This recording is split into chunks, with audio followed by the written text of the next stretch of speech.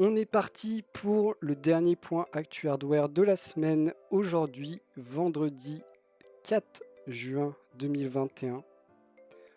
Au programme, un jeu offert sur l'Epic Game Store, un jeu qui a l'air plutôt intéressant.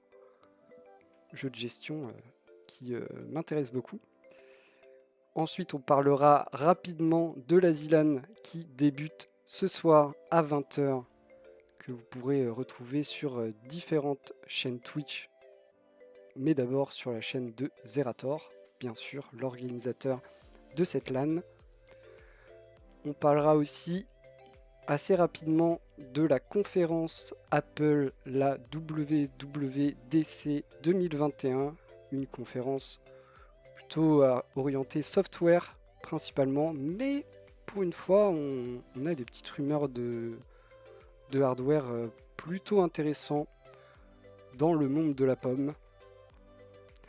On parlera aussi d'un water cooling, un kit all-in-one de chez MSI. Un kit très premium, avec un prix premium, mais avec des fonctionnalités plutôt très intéressantes si vous êtes prêt à mettre le prix. On parlera d'une petite douille sur des SSD PNY, petite voire énorme douille, un peu en scred. Il va falloir en parler et mettre ça au clair. Ce n'est pas possible de faire ce genre de truc. On aura la présentation d'un PC portable de chez Asus avec honnêtement assez peu de compromis. On est sur un PC ultra portable, poids plume, ultra puissant, des caractéristiques qui font rêver, un prix forcément plutôt élevé. C'est pas la magie. Si on a tout ça, pas de compromis, des bonnes caractéristiques, un poids plume, souvent le prix c'est moins un poids plume.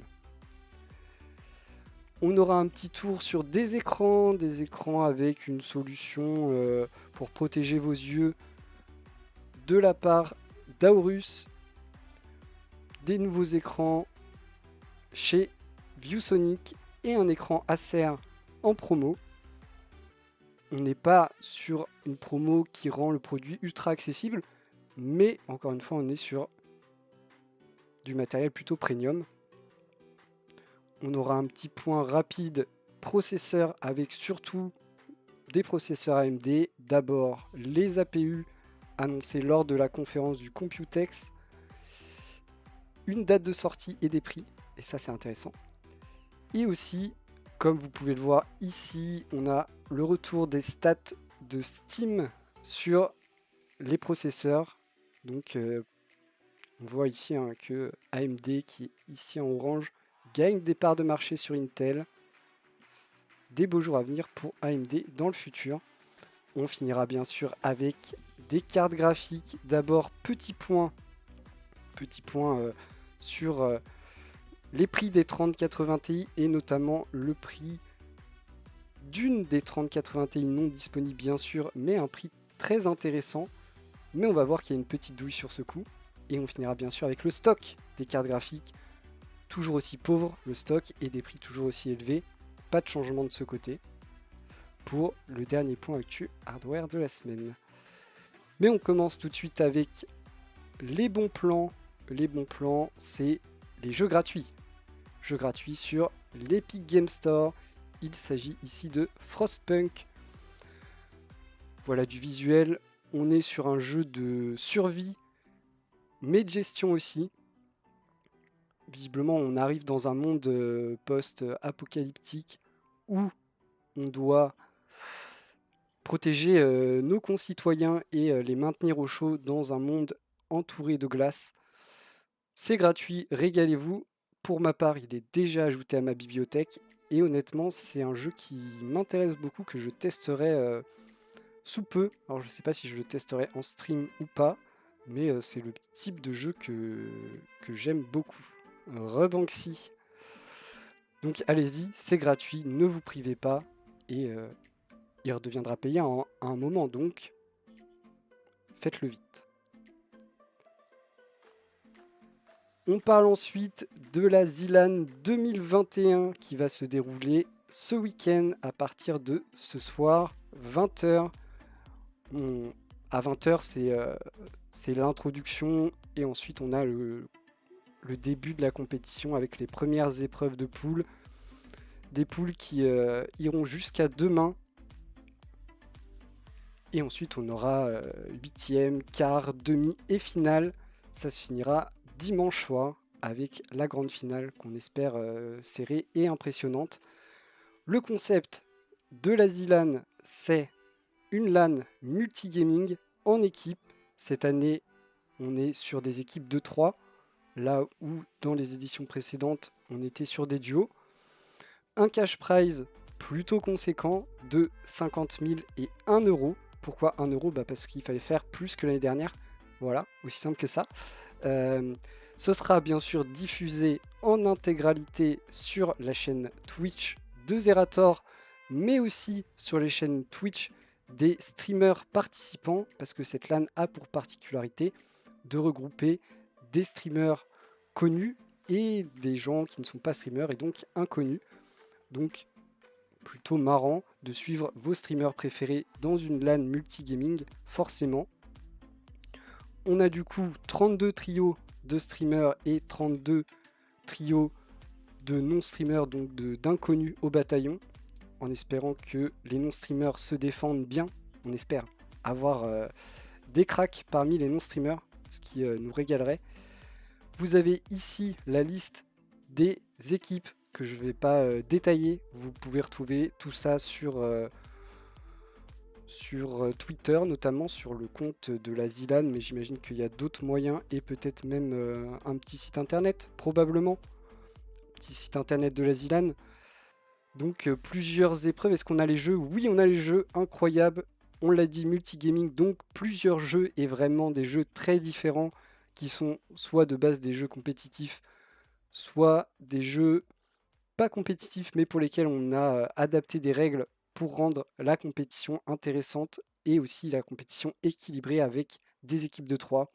On aura donc Battlerite Royal, Farming Simulator 19, incroyable Farming Simulator, ça fait envie. Mais aussi GeoGuessr et Quake Live, Trackmania avec du coup cette règle qui, pour équilibrer les choses, fait que le dernier de l'équipe fait le classement de l'équipe, donc attention. Mais aussi du Trials Rising, Valheim, format speedrun. Valheim qui n'est pas trop un jeu compétitif à la base, mais ils ont trouvé un moyen d'en faire une version compétitive. Warcraft 3 Reforge, alors je sais pas pourquoi c'est sur la même ligne, petite erreur ici. Worms qui est un classique des compétitions de Zerator, mais on adore toujours autant les gens qui n'ont jamais lancé Worms et qui galèrent avec les commandes, bien sûr. Et la fameuse épreuve surprise qui sera révélée lors de la finale. On ne sait jamais à quoi s'attendre, mais on espère du grand spectacle. Donc personnellement, ça va m'occuper une partie de mon week-end. Bien sûr, je vais suivre ça avec beaucoup d'intérêt parce que j'adore ce genre de compétition et l'ambiance qu'il y a. Vous avez ici le retour des équipes, je ne sais pas pourquoi ils l'ont mis 2 fois. Au commentary, on aura bien sûr Zerator accompagné de ses fidèles compatriotes.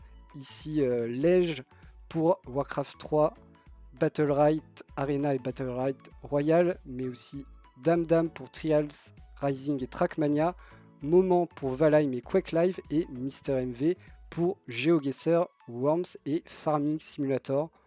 Ça va être juste incroyable. Soyez au rendez-vous, ça commence ce soir à 20h. Vous pouvez le suivre sur la chaîne Twitch de Zerator ou sur la chaîne Twitch des streamers participant à cette compétition, si vous voulez être au cœur de l'action.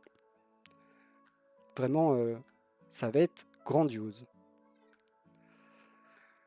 On continue avec quelque chose qui est un peu plus sérieux qu'une LAN.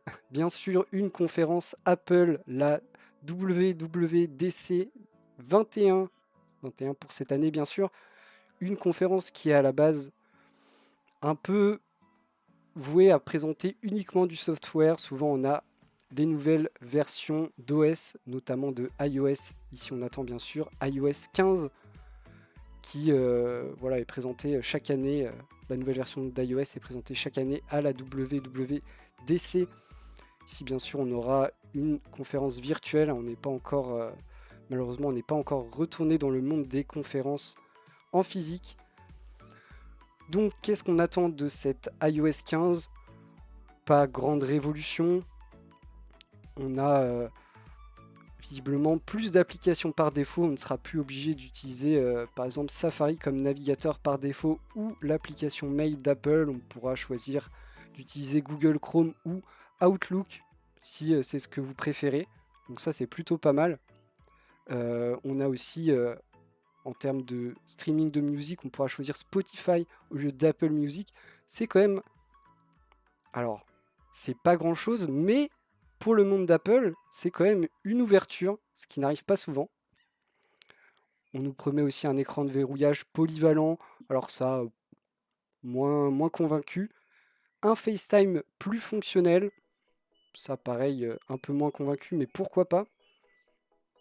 On me promet jusqu'à 32 participants dans un seul FaceTime. Hâte de voir un FaceTime avec 32 participants. Ça doit être quand même sacrément le bazar.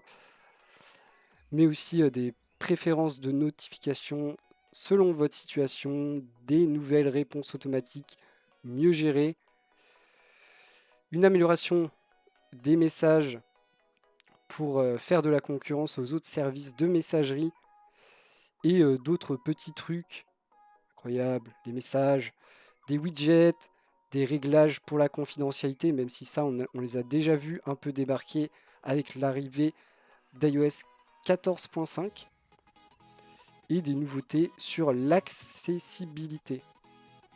Oui. Donc pour avoir par exemple aujourd'hui qu'est-ce qu'on a en termes d'accessibilité, le grossissement des polices, l'écran qui descend à la moitié de votre écran pour avoir une utilisation plus simple, ce genre de truc. Ce qu'on apprend aussi, c'est quels sont les appareils qui seront concernés par cette mise à jour. Et ici, visiblement, l'iPhone 6S, il disparaît.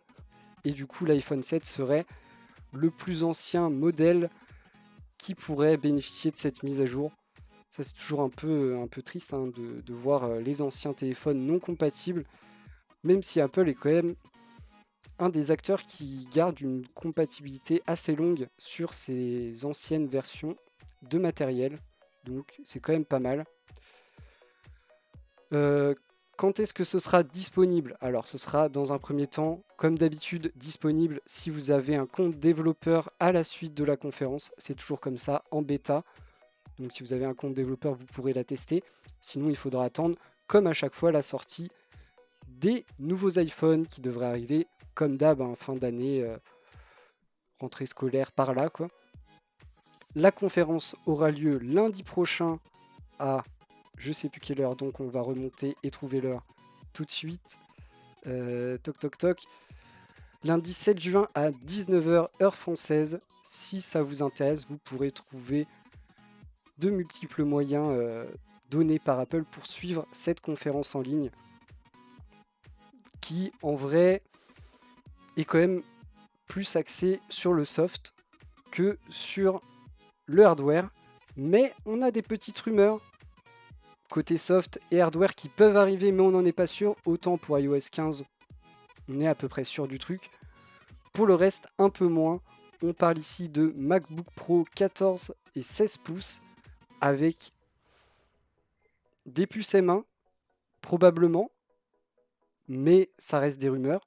Et aussi de Home OS, donc un nouveau système d'exploitation pour les appareils connectés d'Apple, tels que le HomePod ou HomePod Mini, avec peut-être une prise en charge de ces fameuses musiques sans perte offertes, en tout cas compatibles avec Apple Music.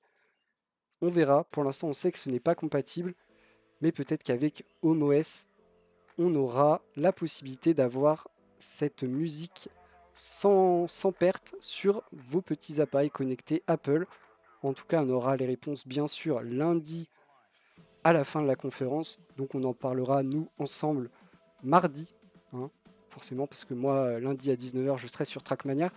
Mais on fera le débrief mardi des présentations et des nouveautés de cette conférence qui sera quand même principalement dédiée à iOS 15.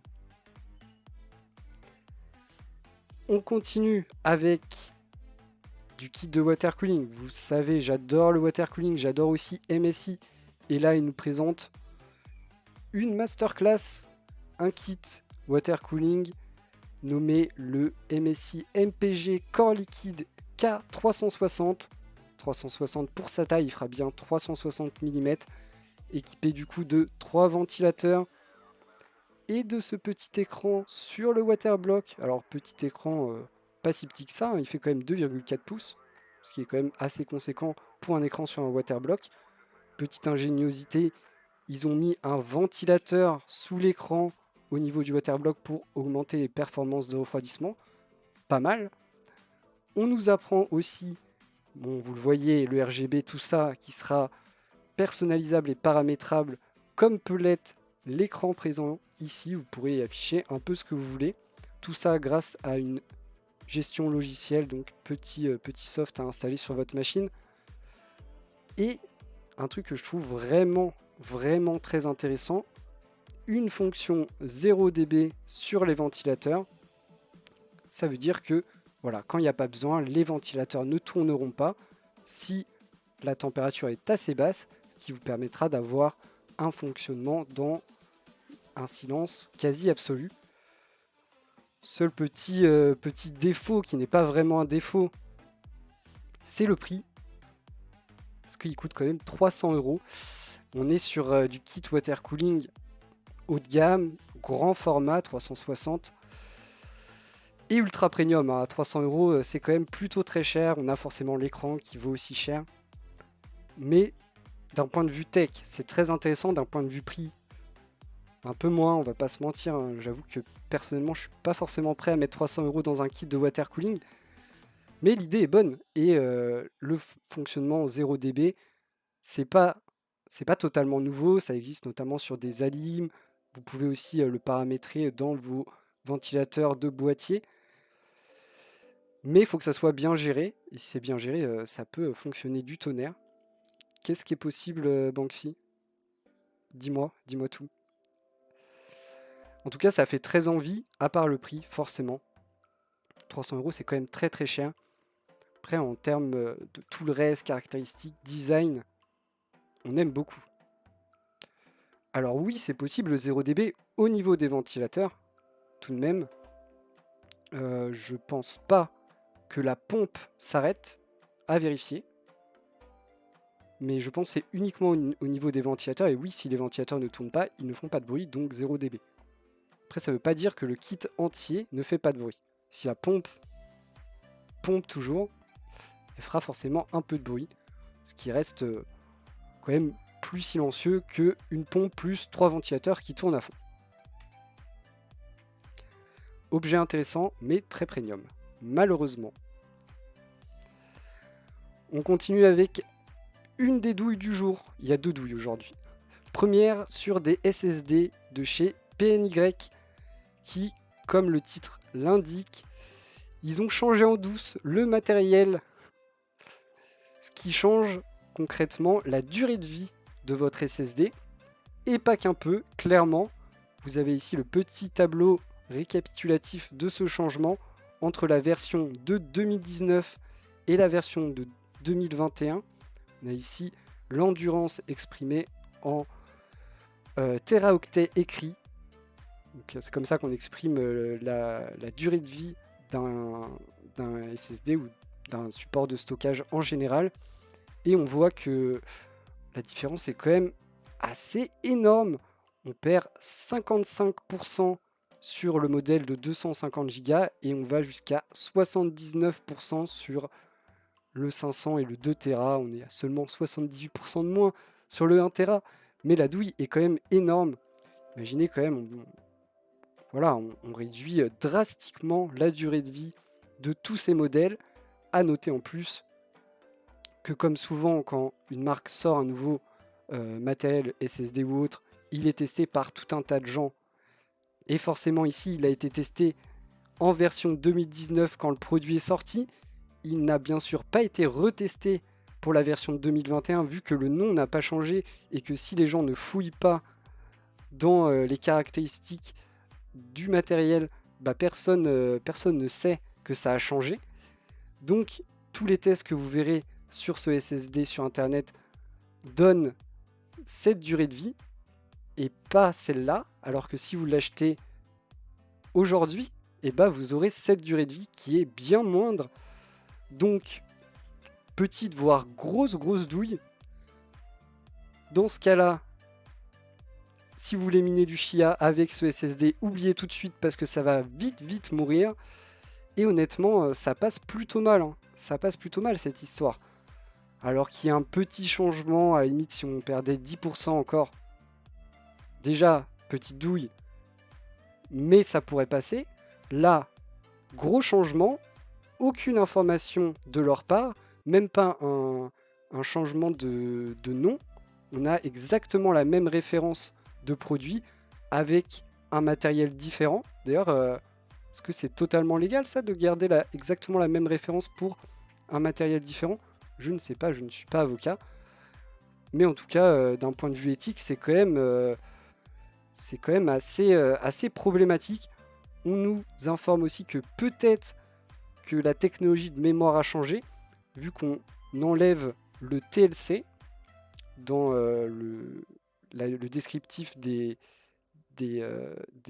mémoires utilisées. Donc ça se trouve c'est autre chose que du TLC. On ne sait pas. En tout cas, ça paraît être une grosse douille ici. Tout de même. Et vous voyez par contre que sur le modèle très haut de gamme, voilà, on garde des endurances et des durées de vie très correctes. Donc c'est un peu se moquer des gens de diminuer autant la durée de vie. C'est quand même pas sympa, surtout lorsqu'on n'informe pas les utilisateurs. On peut avoir des changements comme ça, ok. À la limite, s'il y avait une communication autour de ça et expliquer en disant que voilà, on baisse les prix, tout ça, à la limite peut-être. Mais là, zéro communication, la diminution de la durée de vie est juste énorme. Et on se sent un peu trahi par PNY. Alors moi j'avoue que j'ai pas entendu que du bien des SSD PNY. Mais je veux pas être diffamatoire, donc je préfère dire que je sais pas. En tout cas, sur ce modèle-là, le CS3030, j'ai envie de vous dire, évitez, dans le doute, parce que vous savez pas. Vous savez pas si c'est un modèle de 2019 ou 2021. Et entre les deux, bah, il y a une grosse différence. Donc c'est quand même assez problématique. Vous en faites pas, il y a une autre douille plus tard. On continue avec une autre masterclass qui a aussi un prix ultra premium. Ici, un Asus Zephyrus G15 en version blanche. Ça, c'est comme vous voulez, j'imagine qu'il existe aussi en version noire. Un PC ultra portable sans compromis. Alors, on a quand même une grande taille pour un ultra portable parce qu'il fait 15 pouces. On a un bel écran en 1440p jusqu'à 144 Hz. On a un très gros processeur, on a un Ryzen 9 5900 HS et une très grosse carte graphique avec une Nvidia RTX 3080. Donc là, en termes de caractéristiques, tout le monde en veut, clairement. Point encore plus intéressant, il est très léger, il fait moins de 2 kg, alors qu'on parle d'un PC de 15 pouces avec des caractéristiques haute performance. Donc quand même, en échange, vous devez le payer très cher. Forcément, ici, ce modèle avec ce Ryzen 9 et cette RTX 3080 coûte aux alentours de 3500 €, ce qui est plutôt cher, mais ce qui n'est pas hors norme non plus, vu ce qu'on nous propose ici, un Ultrabook très performant.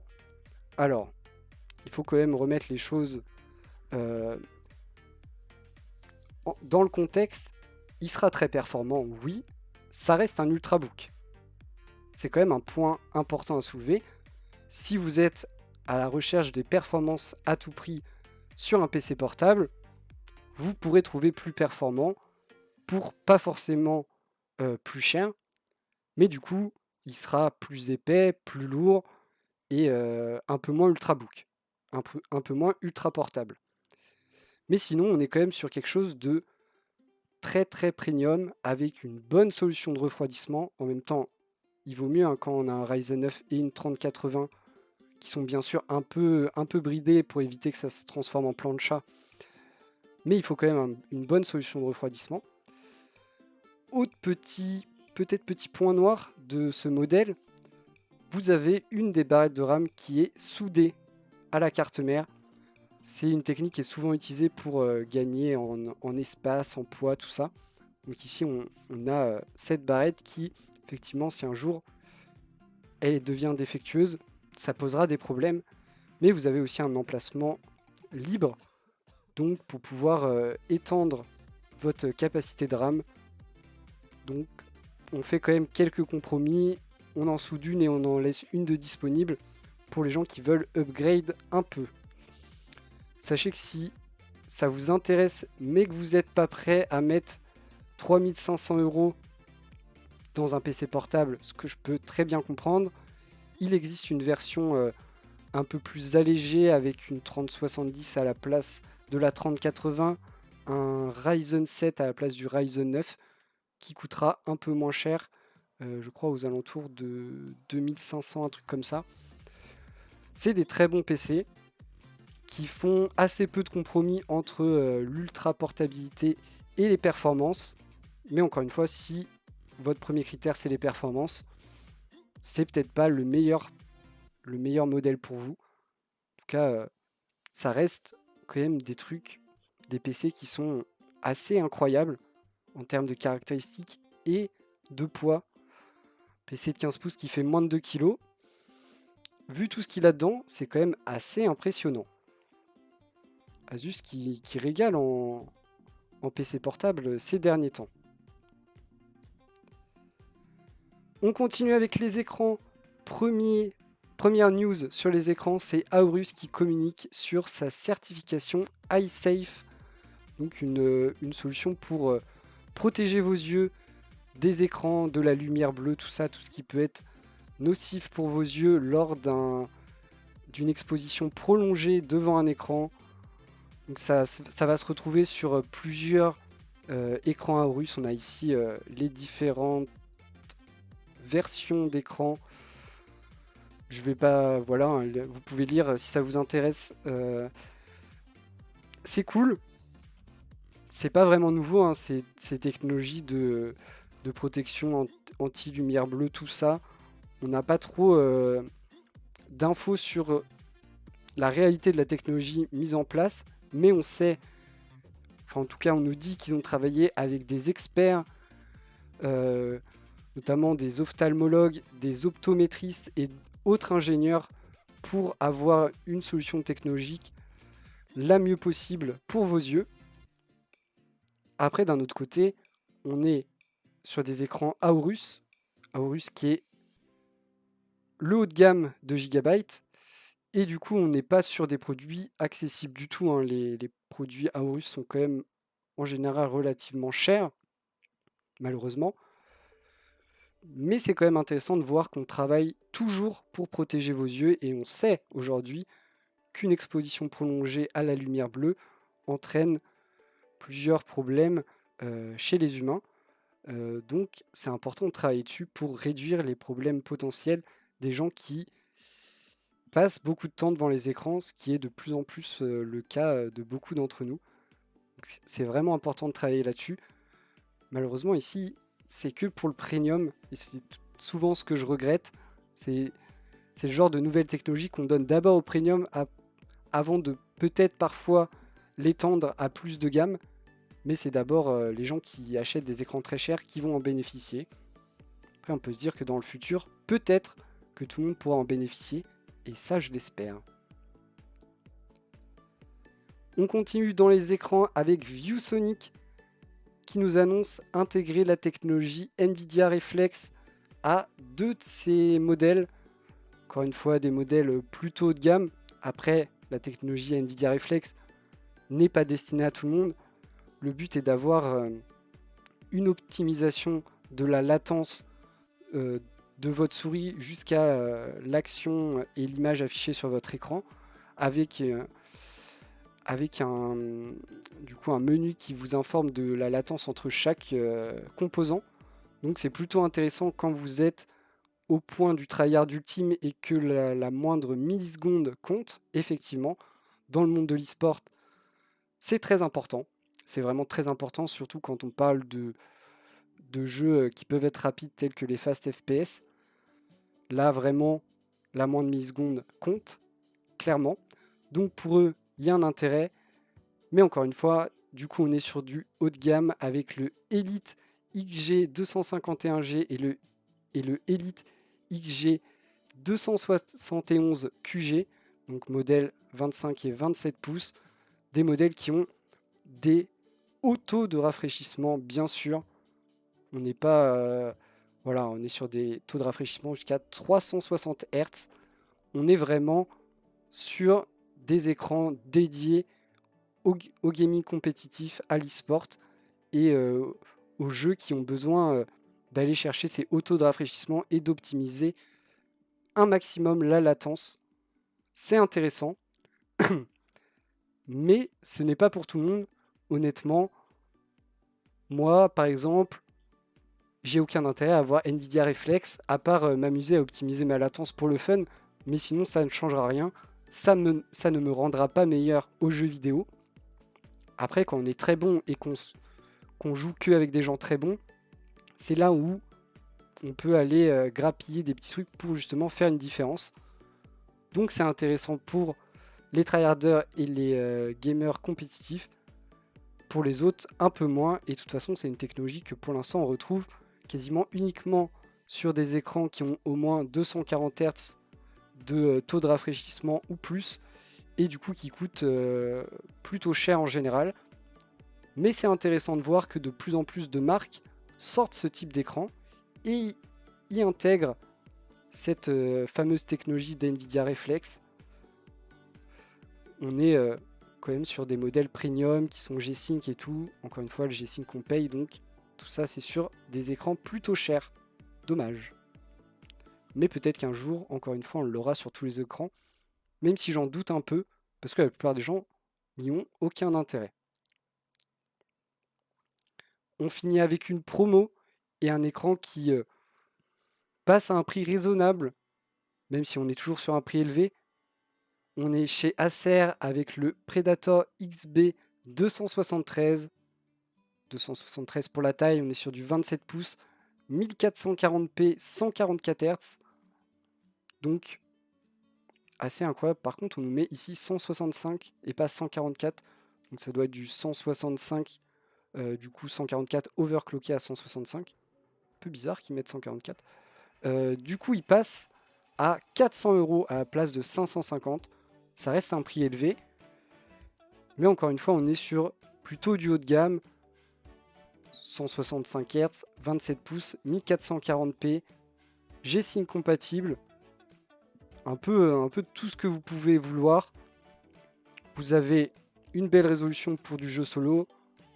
Un taux de rafraîchissement assez élevé pour faire un peu de gaming compétitif sans non plus être dans le tryhard absolu, bien sûr. Hein. On n'est pas sur du 240 Hz. Mais pas trop de compromis. Et un prix correct. 400 € pour ce genre de moniteur qui est quand même premium. Hein. On est chez Acer, mais la gamme Predator qui est le haut de gamme. Ça peut vous intéresser si vous cherchez un écran sans compromis. Sans forcément vous ruiner. Franchement, 400 € c'est correct. On passe sur la partie processeur et d'abord les APU AMD qui ont été annoncés eux aussi pendant le Computex avec cette liste d'APU, mais surtout les deux principaux présentés, le Ryzen 5, celui-là, le 5600G et le Ryzen 7 5700G, des processeurs qui ont respectivement 6 et 8 cœurs, et qui ont aussi respectivement 7 et 8 cœurs graphiques intégrés. Enfin, les processeurs AMD Ryzen 5000 avec des parties graphiques intégrées débarquent, c'est pas trop tôt. En plus, ils ont vraiment un gros coup à jouer vu les problèmes de disponibilité et de prix sur les cartes graphiques à l'heure actuelle. Donc à mon avis, ça va intéresser beaucoup de gens, même des gens qui veulent faire un peu de gaming sans forcément aller chercher les derniers AAA ou essayer d'avoir 240 images par seconde sur un jeu. Ça vous permettra de jouer à des jeux assez légers ou des jeux qui ne vont pas chercher des hauts graphismes comme je sais pas, League of Legends, Valorant, Hearthstone, ce genre de trucs qui ne nécessitent pas une grosse partie graphique. Et honnêtement, à l'heure où la moindre carte graphique qui est à peine faite pour du gaming vous coûte le prix ici des processeurs avec partie graphique intégrée, ça peut vraiment avoir du sens. On a en plus les prix. Bon, les prix ont été donnés lors du Computex, donc je les avais déjà annoncés. Ici, 359$, c'est hors taxe, sur le Ryzen 7 5700G et 259 pour le Ryzen 5 5600G. Et on apprend qu'ils vont arriver cet été, plus précisément au mois d'août. Encore une fois, je trouve que malheureusement, ils tardent un peu. Et c'est un peu dommage, parce qu'encore plus en ce moment où c'est vraiment la crise des cartes graphiques, beaucoup de gens qui n'ont pas forcément un gros budget vont se tourner vers des processeurs avec partie graphique intégrée, soit parce que ils n'ont pas besoin d'une vraie carte graphique, soit parce qu'ils préfèrent retarder un peu l'achat d'une carte graphique pour essayer d'acheter une carte à un prix plus décent. Et je trouve qu'ils ont un peu traîné, sachant que les Ryzen 5000 sont quand même sortis il y a déjà quelques temps. On aurait aimé les voir plus tôt, mais ils arrivent enfin. C'est pas trop tôt, mais ça va régaler un paquet de monde, croyez-moi. Toujours côté processeur, on a les parts de marché incroyables. AMD qui continue, vous voyez, bon, à part ce petit pic, de grappiller des parts de marché à Intel. Pas vraiment étonnant, Intel qui nous a un peu déçus avec sa 11e génération de processeurs. Maintenant, on attend beaucoup de la 12e qui a fait des promesses assez folles, avec bien sûr des performances largement en hausse, mais aussi prise en charge de la DDR5 et compatibilité avec le PCI Express 5.0. Mais pour l'instant, effectivement, si on demande quels sont les meilleurs processeurs dernière génération, on a quand même tendance à dire que les Ryzen 5000 sont plus performants.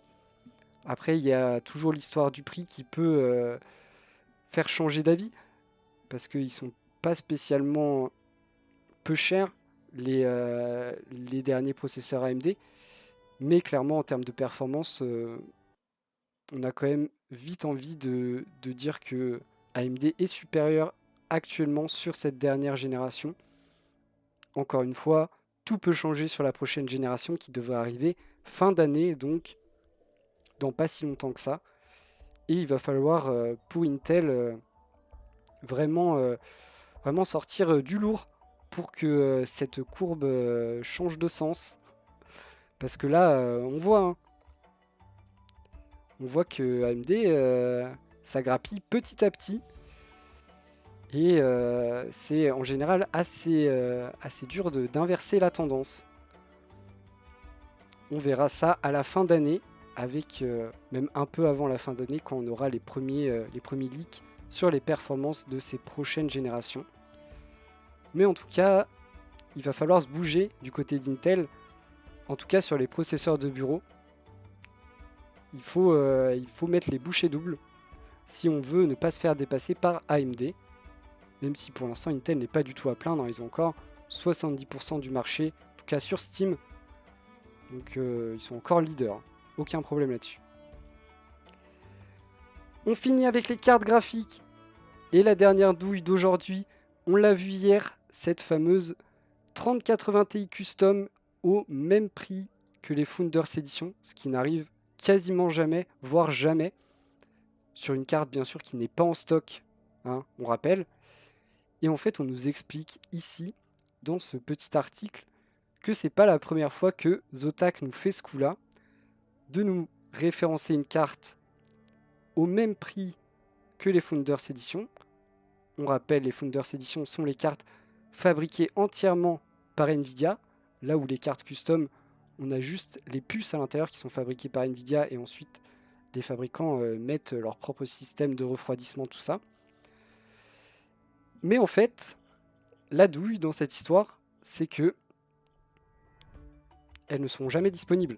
Comme ça a été le cas pour un autre modèle de Zotac, une 3060, la Twin Edge, qui était elle aussi au même prix que la Founders Edition, c'est-à-dire 419 €, ce qui n'arrive normalement jamais sur les cartes custom. Mais elle n'a jamais été disponible. Donc c'est un peu facile de dire oui, nous on a des cartes au même prix, mais en fait on n'en fabrique pas et on n'en vend pas. Donc, petite douille là-dessus, forcément, on se dit effectivement elle est accessible, mais si personne ne peut l'acheter, en fait elle ne l'est pas. Et en plus il faut noter que du coup, ici cette Zotac GeForce RTX 3080 Ti Trinity qui est au tarif de la Founders Edition, c'est-à-dire 1200 €. On a un autre modèle qui est légèrement overclocké. Du coup, on rajoute un OC à la fin du nom. Et on a un overclock très léger quand même parce qu'on est à plus 30 MHz. Hein, c'est pas beaucoup. Hein, sachant que c'est des cartes qui tournent aux alentours des entre 1500 et 2000 MHz. Hein, donc 30, c'est pas beaucoup. Et cette carte qui du coup est overclockée de 30 MHz, elle coûte 1790 €. Donc une hausse de 590 € pour 30 MHz. Et ça, c'est plus un vrai prix et peut-être une carte qui sera disponible à un moment.